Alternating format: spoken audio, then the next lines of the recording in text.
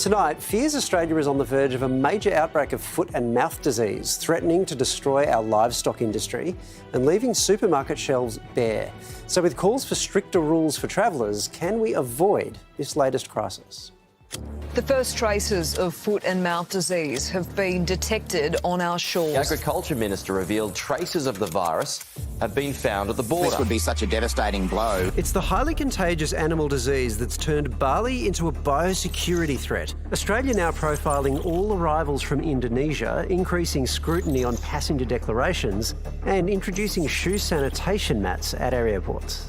2 weeks ago, we asked for foot mats to be introduced at international airports. It taken him 2 weeks to come in and implement those, after initially saying it was all absolute crap. The former Nats leader wants even tougher measures. I think the government has to take the next step. Just take cheap shoes with you and drop them in the bin when you get back. And I know what you're thinking. I'm sick of the government being in my life. But if Australia gets an outbreak, it could be an $80 billion blow to our economy.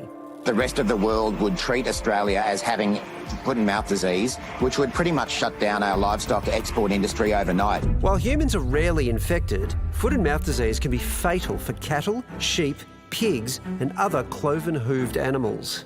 The remedy is even more deadly. The outbreak in the United Kingdom in 2001 caused major impacts. It was estimated about 6.5 million livestock were killed to control that outbreak. Australia's 8-year-old foot and mouth emergency plan is due for an update this month, but the basics would mirror the UK. No transport of livestock, lots of testing, and ultimately, major culls. It makes my stomach turn even thinking about it. None of us enjoy finding one dead animal in the paddock, let alone having to euthanise tens or hundreds of thousands of them. While a vaccine would be made available in the event of an outbreak, unlike with COVID, it's not considered the most effective way to stop this disease from spreading. The problem with vaccines is that there's many strains of foot and mouth disease virus. If we vaccinate, then we lose our market access immediately. So is there more we can do now to stop foot and mouth from marching on in?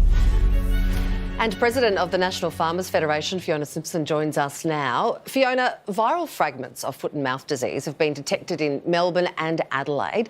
So could an outbreak spread from those fragments in products? No, look, it can't. And in actual fact, it shows that the system is working, which is what we want. So viral fragments are not live virus. They're most usually dead fragments. And the system picks up and can pick up those sorts of fragments either in retail outlets, in products that have come into Australia that are now in shops or maybe in the post, or alternatively in passengers' baggage. In the case of foot and mouth, it's not something that seems very harmful to humans, really, at all. It is very uncomfortable, shall we say, for cows. They get very, very sick, but then they don't seem to die. So if it's not harmful for us and it doesn't actually kill cattle, why does the solution have to be culling? Yeah, so it does make animals very, very sick, and it's not just cattle, as in beef cattle, it's dairy cattle and it's sheep and it's pigs and it's goats as well. It can make animals so uncomfortable, in actual fact, they can't walk, they can't eat, they can't exist, they may starve to death, they may suffer terribly.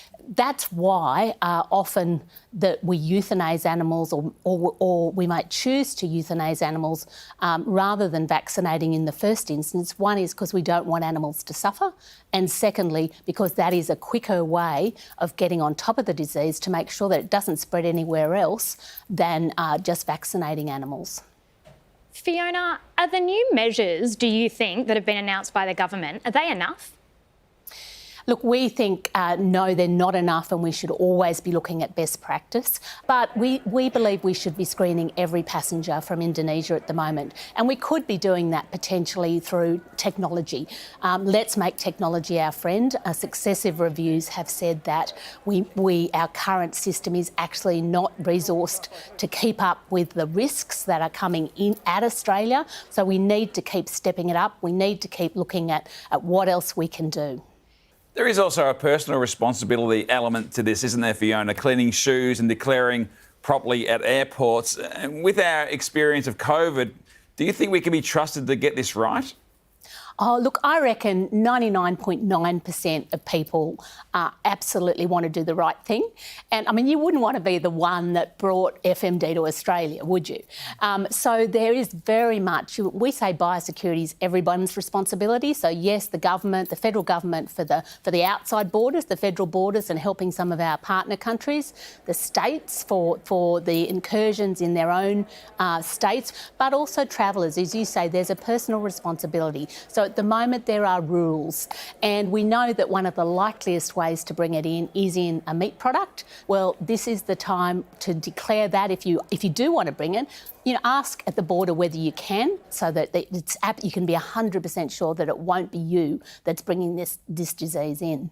All right, thanks for joining us, Fiona. Hopefully we can keep it all under control. Absolute pleasure. Thanks so much.